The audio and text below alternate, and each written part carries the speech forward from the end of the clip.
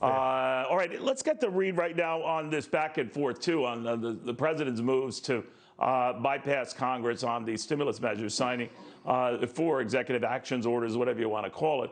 Among them, an immediate cut in the payroll tax for those earning less than $104,000 a year, keeping those unemployment benefits going, albeit at a lower rate of $400 versus $600 a week, and having governors and states kick in the $100 of that, or about a quarter of that. Sean Davis joins us right now, the Federalist co-founder. Sean, I do notice that Treasury Secretary Mnuchin today didn't waste any opportunity to say, you Democrats can go ahead and come up with a plan on your own, and if you don't like this one, you explain to the American people trying to stop it. Where is this going? Well, I think it's interesting how this has developed, and I think if there's any one person who's responsible for it, it's actually John Roberts and his recent ruling on DACA, an immigration issue that Obama implemented by executive order, even though he had no authority to do it. And when he came out and said Obama could have done that, but Trump couldn't undo it, that really opened the door to these types of actions and orders from the president.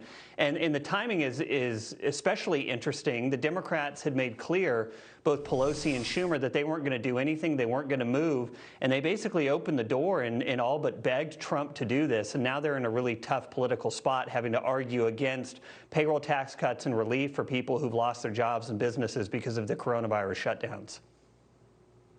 And there's a lot of hypocrisy here, and I get that. I mean, Democrats were all for it when, Barack Obama was doing this, actually twice, in 2010 and in 2012, much to the Republicans' consternation.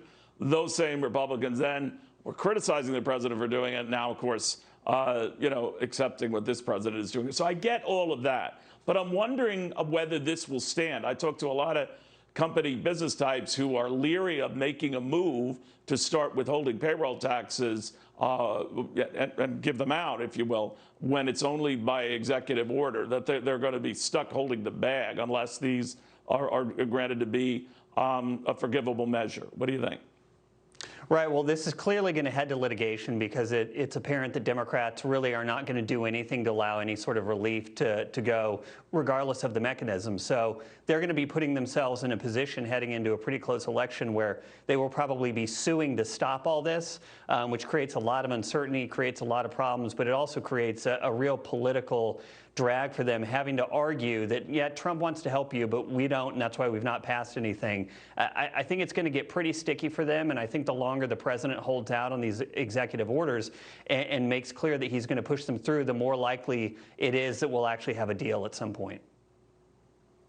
Yeah, and you could also argue whether it's just by design that it kind of boxes Democrats in, right? I mean, they can't say that he's throwing bennies to the rich. I mean, these are limited. That is the payroll tax cuts to those earning $104,000 or less. And to offset that, by the way, those are for people who have work, actually. He wants to continue these unemployment benefits, at least through the end of the year. So it's going to be a tough sell for them, right? It is, because it's not like this is a situation where you had businesses making bad decisions. It's not TARP or the bank bailouts over again where they made bad investments and wanted the taxpayers to make it up for them. These are situations where people had their businesses shuttered by government. They did nothing wrong. They made no bad decisions. They weren't unwise investments. And so for the Democrats to come in here and say, on one hand, we need the government to shut you down to keep everyone safe for 15 days or 15 years or however long it is, and on the other hand say, but we're not going to help you at all after we've forced you to lose your home and your business and your school and your job. I just don't think that dog's going to hunt for them for real long. All right, Sean, good catching up with Sean Davis, the Federalist co-founder. As Sean and I were wrapping up here, we're getting word that Lebanon's prime minister has indeed resigned. Crowds protesting outside Beirut.